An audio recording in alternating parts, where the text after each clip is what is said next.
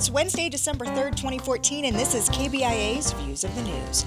Our weekly roundtable on media behaviors comes to you from the Futures Lab studio at the Reynolds Journalism Institute. I'm Amy Simons, and here with me are my Missouri School of Journalism colleagues Mike McKean and Earnest Perry. On our program this week, our reaction to the coverage coming out of Ferguson during and since the announcement that Darren Wilson wouldn't face indictment. Ray Rice's wife tells her story to ESPN and NBC after a judge grants her husband's appeal, ordering him eligible to play NFL football once again. And why some think Sony Pictures was hacked by North Korea. We've got a lot more for you as well. Hopefully we'll be able to get it all in before our half hour is up. But we were off last week for the Thanksgiving holiday. So this is the first time the three of us have had a chance to sit around this table and talk since the St. Louis County prosecutor, Robert McCullough, announced that the grand jury had decided not to indict Darren Wilson. We had talked previously about the latitudes given to police officers when on the job and how hard it was going to be to get an indictment. So that part may not have been a huge surprise to the two of you. I don't think it was to me, but other parts of how things unfolded, either leading up to that announcement Monday or since that point. Well, I was actually I wasn't really surprised by the way the announcement was presented by McCullough. He spent the first part of it basically talking about process and then, blaming the media for a lot of things that were coming out and the reaction to it and that sort of thing. Fair criticism? No, I don't think it was fair criticism, not by his office anyway. I mean, there are other criticisms. There are other people who could have made criticisms. I don't think he should have been making a criticism. I mean, his responsibility was to basically give the announcement of what the grand jury decided to do and then leave it at that. For him to come out and criticize the media was sort of trying to deflect the blame on his office and others before the announcement came out. So I don't think he should have been making any kind of criticisms. I mean, in terms of McCullough, one thing he did surprise me with is deciding to announce it when he did at 8:30 at night after all the advice from law enforcement and others that they'd received not to do it then. I mean, that was surprising to me. It wasn't really surprising to me that he knocked the media, although I think if he wanted to do that, and he made a few valid points, he really should have put that at the end rather than this long prelude and excuse making. It was about 9.5 minutes before getting to it. It was the way he had set it up as if, these are the excuses as to why this is going to happen or that did happen, as opposed to just putting it at the end like you're saying. He should have laid out, as he did, he should have laid out the evidence as he saw it from the grand jury and announced what the grand jury had decided. Then if he wants to get into all of that in a Q&A with the reporters or whatever, that's fine. I do think that it was pretty clear that he made it clear which witnesses he believed and which ones he didn't, not just that he thought that some witnesses lined up better with the other evidence. And so I'm not sure that was a smart thing for him to do either. I do want to commend him and others for at least releasing all of the grand jury information. That's unusual. That doesn't usually happen. They said they were going to do it. They lived up to that promise, so people can make the decision on their own as to what they thought about the evidence. So it was all laid out there. I agree, but I also think it's sort of the least he could do. I mean, if he's going to criticize the media, the news media especially, for disseminating undocumented rumors or unproven facts or whatever, what does he expect when the media are supposed to sit around for 3 months and wait for a grand jury to come out with its version of what the truth was? That's my big criticism of him. Is that in and of itself, is that would you expect the media not to do this? They do it all the time. They do it on cases that are even more low profile than this one. So why would you expect it to be any different? Taking it back to the media coverage of what went on, any examples you would want to point out, either wins, hits, misses, things that we should be proud of as a profession, things that we would look at and kind of want to back away from? Well, I think part of it, I mean, it just seemed like, the media was geared up for whatever kind of violence that was going to take place. Yes, they did talk about some of the peaceful things that everyone was trying to set up, everyone who was involved in Ferguson and getting ready for the announcement. They did all those stories, but as soon as the announcement came out, a lot of the media went straight toward the rioting and the fires and that sort of thing. Not that I didn't expect him to do that, but after a while, it was sort of like, okay, we've seen this before. Give us something else in terms of where is this going to go. And some from of that here. criticism we've had in the past of how much of that ended up happening because there were cameras that were pointed at it, and for as long as that attention continues, as will the action. I would just turn that criticism just a little bit. I mean, I think that it's true that the media did, as a group, tended to focus on a lot of those things like the rioting and the fires and such. It is part of the story. The bigger problem is that there were other stories. There was more context, but it was so overwhelmed, one, by the other media coverage, and two, by audience expectations. I mean, I think audiences have to be smarter about how they consume content if they don't want to be fooled by it, or if they don't want to just see the emotional aspects of the news stories. They have to be smart news consumers as well. No, I agree with you on that point. There were some really good stories. I mean, there were some really pointed questions at Governor Jay Nixon and all the things that he said that he was going to do or that they were planning to do in terms of protecting lives, protecting property, and that sort of thing.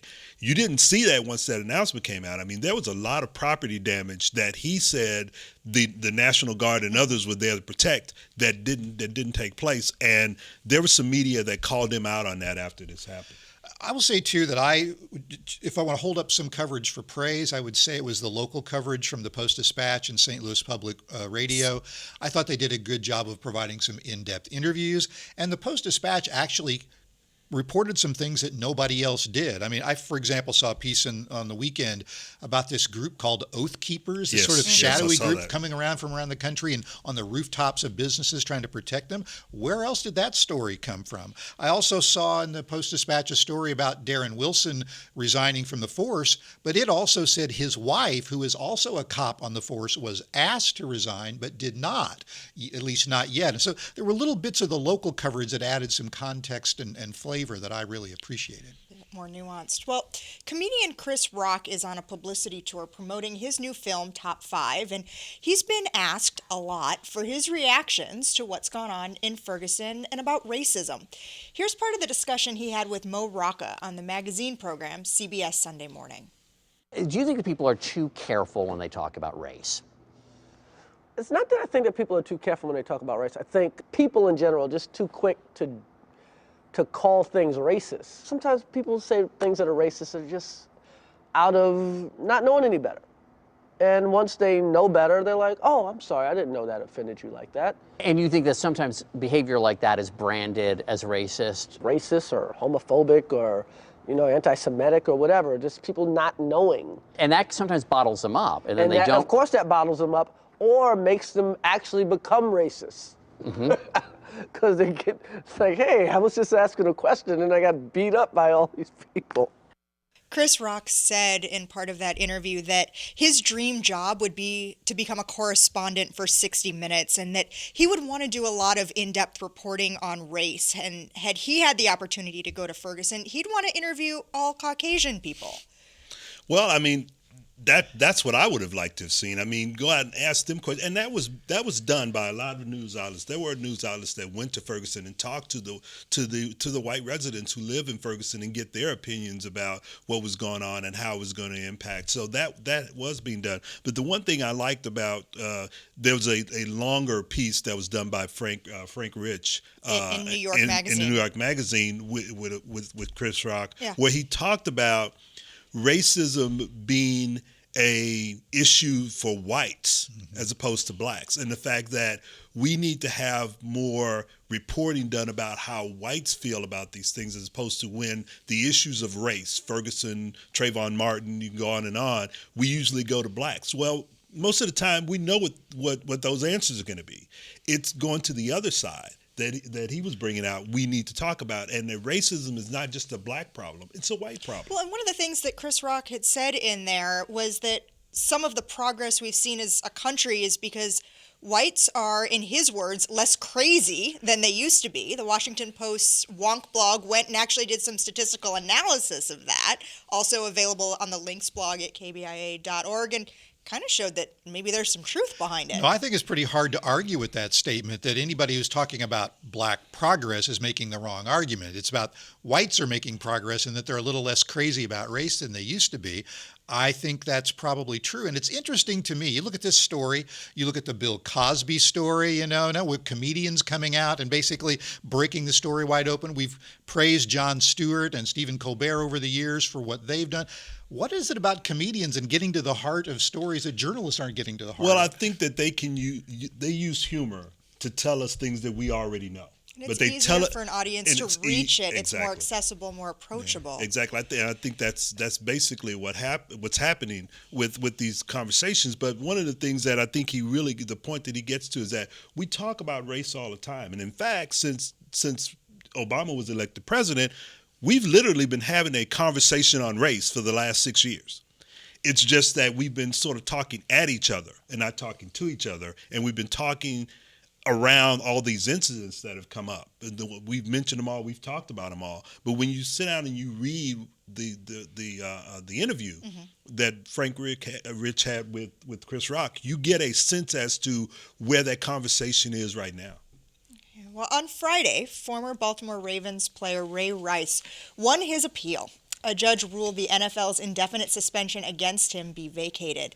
The Ravens cut Rice, and the NFL suspended him after video of an altercation between Rice and his then-fiancée, Janay, became public. Well, after that suspension was lifted, ESPN released an essay. It's an in her own words type of a description of what happened, as it had been told to reporter Jemele Hill. That interview happened on November 5th, and it was published with an editor's note that indicated that while there were no questions off limits, ESPN did give final control over the essay and its publication date to Janay Rice. ESPN's Jemele Hill appeared on CNN's Reliable Sources Sunday and had this to say about that agreement. There have been other As Told To stories, and a lot of them take this format. And I know the way it sounds, and I know the way it sounds for me. Again, by trade, I'm a journalist. And so I know people see that language of final approval, and they envision this process of her shooting down things not to be in there. But it was in no way was this ever a dictatorship. It was fully a collaboration. She came into it with the mindset that she wanted to be as transparent as possible. And as for the release date, the interview took place during the appeals process, and it just made more sense to not publish the story until after that process had been completed. I mean, I spoke to her moments after the NFL or the arbitrator decided to reinstate Ray Rice, because that was something, a reaction we wanted included in the piece, or something, right. And it was stuff that I wanted to have. So when I did speak about her in the piece, I can say, oh, I spoke to her, and this was her reaction to the appeals process. So it is a very compelling read, and it's one that people are going to be interested in, football fans, non-football fans alike. But do you think that maybe ESPN went too far giving Rice that much control over it? I mean, I don't. I mean, frankly, there's only one question that ESPN hasn't answered to anybody's satisfaction yet, and that's, was there any content, any question that was asked that Janay Rice said, no, you can't print the answer to that? We don't know. But otherwise, they were totally transparent about it. And if Ray or Janay Rice think that they somehow were going to control their message because of this control they had over one piece in ESPN, then they don't know very much about the little drop in the bucket that was in this huge tsunami of coverage that was going to come after it. So I don't have a problem with it. You know, it may be one of those things where they thought going into it that they were going to be able to control the message. But I think that what happens, especially if you go back and you look at the whole piece in which Jemele Hill is explaining what happened, what you see is that she went in and educated them about, here's what's going to happen. We can do it this way, and you can have somewhat of a control, but this is a collaboration. This is not just all about you. And you need to understand that this story is already out there, and there are others who are controlling the narrative. What we're going to do is we're going to get another piece of that narrative in which you are able to talk, but this is a collaboration, not you being in total control. I also thought it was really interesting to look at the other piece of the story that the Today Show aired, their exclusive video interview with Janay Rice and later with Ray Rice, who showed up apparently after they finished the one. And boy, what really stood out for me was, if anything else, the news that came out of this whole thing was the Baltimore Ravens managed that news conference and basically insisted that she apologize for her part in the situation. It wasn't her idea to do that. I mean, one of the things that we're starting to find out from this is that there were certain things that the NFL was trying to do before the suspension to try to calm the waters or quell the story. Mm-hmm. And now you're starting to hear that what the commissioner did or didn't do, how he backtracked on certain things. And I think that had a lot to do with what eventually happened in terms of the arbitrator siding with Ray Rice, is that, wait a minute, you can't have it both ways. You can't give him a 2-game suspension and he does all the things that you ask him to do, and then completely suspend him indefinitely. I mean, that's just one of those things. And I know that there are going to be people out there who are going to say, but what he did was heinous, and I agree with that. But the rules say one thing, and if you follow the letter of the law as stipulated by the NFL and the Players Association, then you're going to have to follow that. Okay. Well, this next topic might seem a little bit inside baseball to some of our listeners, but it caught my eye. Rudy Keller had a piece in the Columbia Daily Tribune on Friday that reported most of the journalists covering state government in Jefferson City are going to have to move. Senate staff will be taking over the state-supplied workspace, now used by 9 of the 10 publications with a presence at the Capitol. The reporters will be moved from a first-floor workspace to a room in the basement.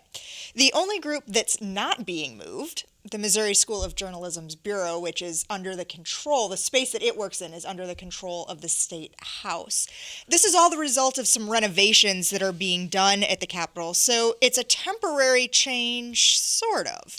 Yeah, and I get the complaint. I understand that for a while these journalists are going to be working in cramped circumstances, and the broadcast journalists may have a real difficult time. I understand the complaint that it kind of took the media by surprise. But I also have to say that there's a bigger context here. Last night I was down at the state capitol because there was an event honoring Bob Priddy, who after 40 years as the news director of the Missouri Net is retiring, gave me my first paying job. And, he made a point that we've made on this show a lot. And that's the fact that a lot of news organizations have pulled back their coverage of state government, right? There aren't as many news organizations with full-time correspondents down there in Jefferson City or in state capitals around the country anymore.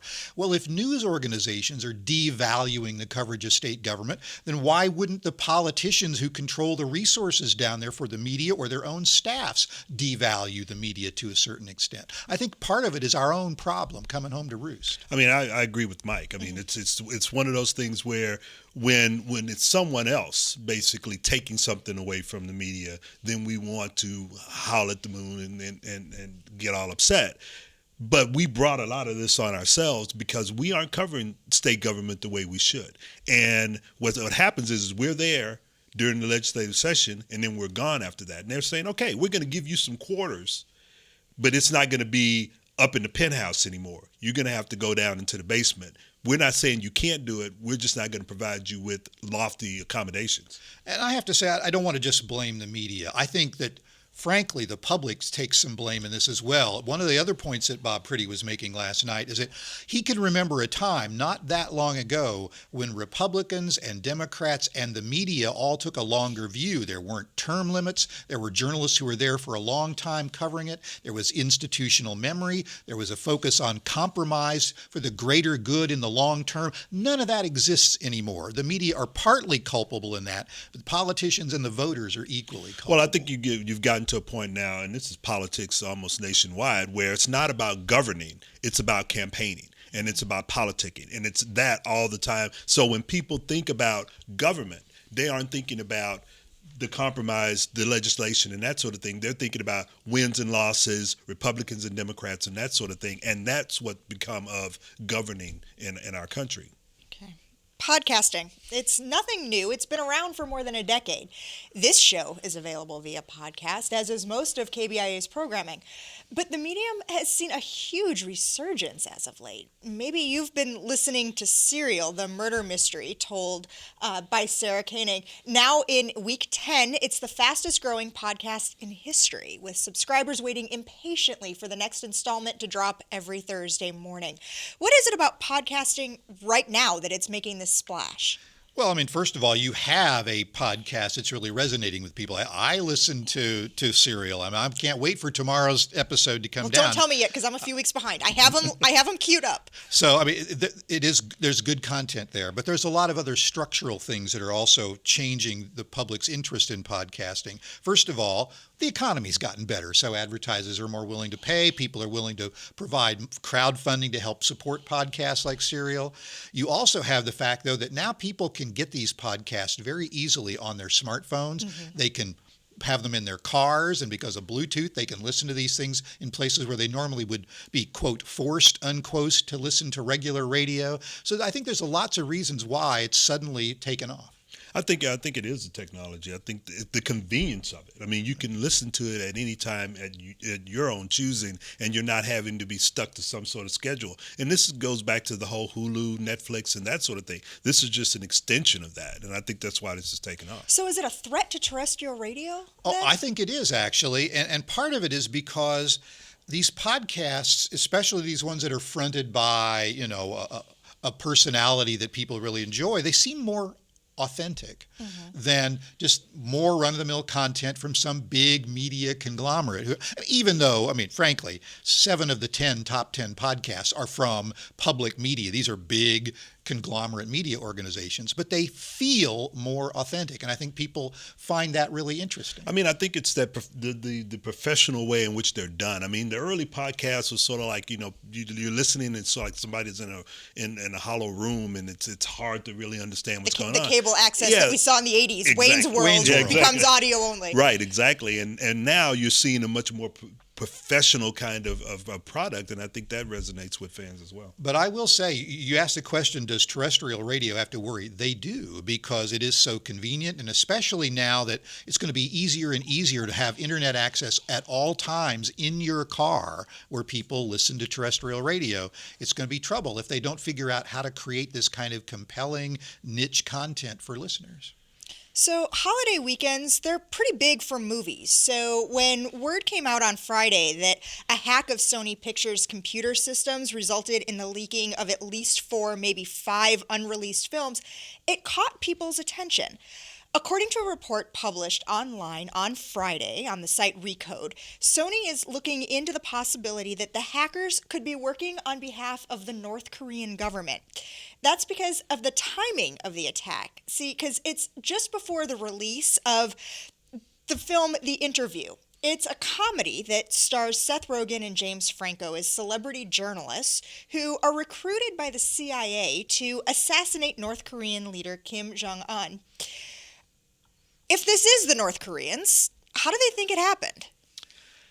I guess the way hacking has been going on for as long as we've known about it. I mean, they figured out a way to get into Sony's computer system and wreak havoc, and that's basically what's happening. Well, but we don't know about North Korea being necessarily this big technical powerhouse. They say the Chinese were probably helping them, and we know the Chinese government and military are very good at hacking computers. You know, the thing of it is, this isn't just a kind of a funny story about payback for a movie. It's not a funny story at all. Because you know what they were able to do? They were able to lock down this entire operation, and if they can do it to a movie studio, they can do it to a public utility or a lot of other And it's the things. information they were able to access. You're talking about employee records. You're talking about Social Security numbers. I mean, they actually got in and were had access to their HR records. They took over control of the computers, not just pulling out resources. Well, and some of the stories that have come out as a result of this, I saw a story go by quickly that I didn't have a whole lot of time to read this morning, that there's now some of this data that's been released is showing that there are women working at Sony making $800,000 less than men in the same jobs. Stuff that we probably knew was going on, but without access to this information in a private company, and if it this never would have information really seen the light of this day. information gets out, it's not only embarrassing to Sony, but it also hurts them in a huge business aspect, because now you have other companies that can use that information against them. It's an interesting thing to watch and to see how it develops. How might other media companies find themselves vulnerable? Well, they are vulnerable, and in fact, one of the things that you will hear companies talking about Yeah. a lot behind the scenes is this whole problem of data security. Yeah. I mean, news organizations really care about this because, as we've seen in the past, news organizations can be brought down or content can be spoofed on their site that looks real that isn't real. So, I mean, it is a serious problem. And I think this is something that I know the Washington Post and the New York Times and their recent upgrades of their websites and a lot of it has been on the security side more so than the content side. Well, before we go, there is one other movie I want to ask the two of you about. It's The Imitation Game. I was thinking I really wanted to go see it, but there's a line in the New York Times review that now has me thinking twice. Did you know there's math involved? I mean, advanced math. I'm just a mathematician. Sometimes it is the people who no one imagines anything of who do the things that no one can imagine. The New York Times is worried, too. Its review warns that the film carries a PG-13 rating for illicit sex, cataclysmic violence, and advanced math, most of it mentioned rather than shown. It's no secret, I'm terrible at math. Please don't make me do it. Well, it's just one of those things we say journalists doing math is a dangerous It thing. sure is. But I do find it funny for them to play off of that. But part of it, too, is that, we have this sort of thing about there are only certain people who really, really understand math. And I'm going to be interested to see just how much math they put into this movie and whether or not it's going to add to the conversation or take away from the movie. As unfunny as our last topic was about North Korea and hacking in movies, this one is funny. It is funny, and I hope that if that's a way to get people in to see the movie, I hope they do, because the movie is pretty serious, too. I mean, it is about Alan Turing and about the code breakers in World War II. And frankly, it's not just about their exploits and the fact that Turing essentially was one of the early pioneers of what has become the computing world and the internet that we know of today, but also he was a hero at one moment, and very quickly, because of his sexual preference, his sexual orientation, he was brought down. So there's a lot of lessons in that movie besides whether or not journalists can do math. Involved. Well, the thing about it is this movie and the movie Unbroken, I mean, you're starting to see a lot of movies about World War II that tell another side of the story that we really haven't seen. It's what happens behind the scenes of warfare. Not just movies. The series that was on WGN America, Manhattan, if you haven't had a chance to see any of that, taking a look at the Manhattan Project, one that I know I enjoyed this late summer, early fall. Well, we're just about out of time for today's program. I'd like to thank you for joining us this week. We've had a great discussion this half hour. You can read more about the topics we talked about and one or two we didn't quite get to. To find that information, check out our links blog. It's under the Programs tab at KBIA.org. We encourage you to like us on Facebook or follow us on Twitter. Our handle is @ViewsOnKBIA. These are all great ways to watch and listen to our program again, leave us comments or questions, see previews of what we'll be talking about next week, and more. Our thanks to our technical team, Travis McMillan, Pat Akers, and Maya Jackson, and to associate producers Kendrisa Cockrell and Hope Kerwin. I'm Amy Simons. Be sure to join us again next week when we're back with you for another edition of Views of the News.